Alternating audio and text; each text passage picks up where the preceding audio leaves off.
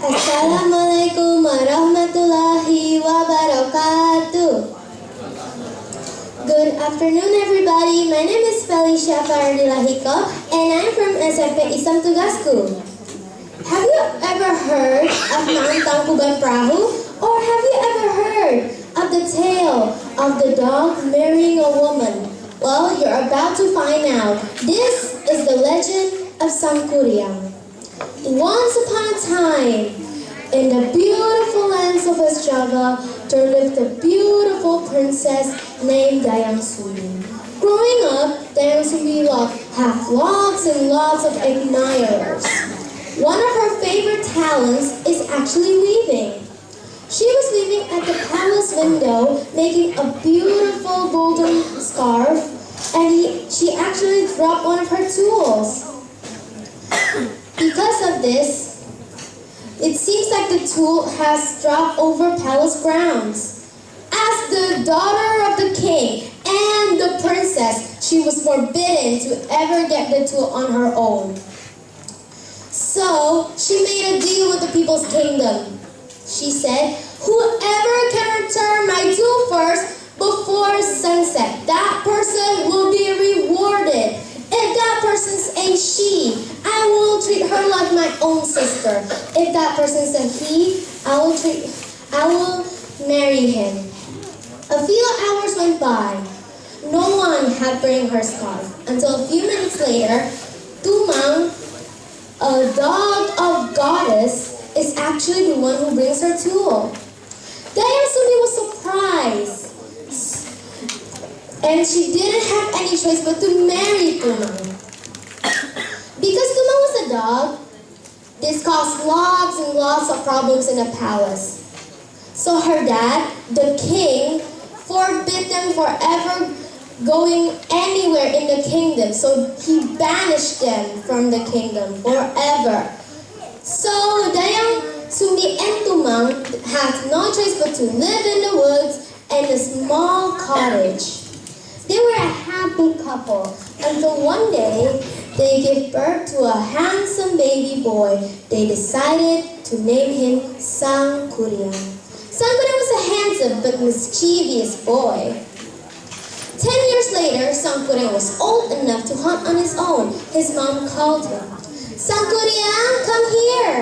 And then Sangkuriang said, "Yes, Mom? Can you go hunt for a wild boar liver? And don't forget to bring Tumang with you." Sangkuriang politely said, "Okay, Mom." And then Sangkuriang and Tumang go and hunt in the woods for hours and hours until they finally found one. Tumang noticed something familiar about that boar, like it seems like he ever seen it. Turns out that boar was actually Dayang Sumi's mom, aka Sangkuriang's grandmother. Because of this, Tumang was trying to protect the boar and forbid Sangkuriang forever touching it. So, out of frustration, he accidentally killed Tumang. And then he felt ashamed of himself, and he was so scared to go home because he knew that Dayang Sumi will be mad. So he decided to cut Tumang's liver and put it in a bag. He went home and gave the bag to Dayang Sumi. Without knowing, Dayang Sumi cooked the liver, and then when preparing the meal, he asked Sangkuriang, "Sangkuriang, can you call Tumang? It's dinner time." Sangkuriang didn't want to admit it at first, but he actually did. "Mom, there's something I need to tell you." Sangkuriang ended up confessing to Dayang Sumi. Dayang Sumi was not happy about it. Out of frustration, Dayang Sumi hit Sangkuriang in the head with a wooden spoon and left a huge bump. So Sangkuriang was kicked out of the cottage and then lived in the trees and becoming a great and noble hunter. He was walking in the woods one day and then he found a gorgeous, beautiful woman. He said that it was love at first sight when he saw her. He quickly asked her, "Would you marry me?" Dayang Sumi replied, not knowing that that was her own son. I don't know. And then she saw a huge bump on Sangkuriang's head and then asked, where did you get that bump? Oh, it's from my mom. And then Dayang Sumi quickly remembered that that was her own son. So, Sangkuriang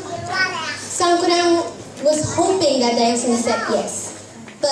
And then Dayang Sumi replied, if you can fill an entire valley with water and make a boat for us to sail in one night, I'll consider marrying you.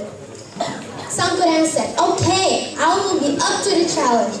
He called all of his spirit friends to come and fill an entire valley with water while he made the boat. Time was almost running up. And then Sangkuriang was almost done with the boat.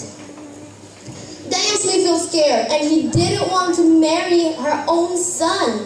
So she quickly remembered that she had an old magical scarf that she used to weave. She threw it into the sky with her magical powers to make it seem like Sangkuriang's time was up.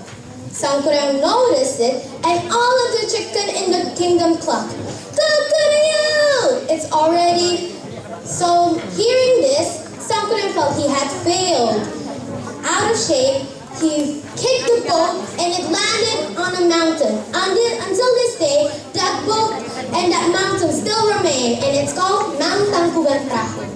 The moral of the story is, don't jump into conclusion. Think twice before you actually did it. That is my story. Sorry if I did anything wrong. Thank you for your attention. Wassalamualaikum warahmatullahi wabarakatuh.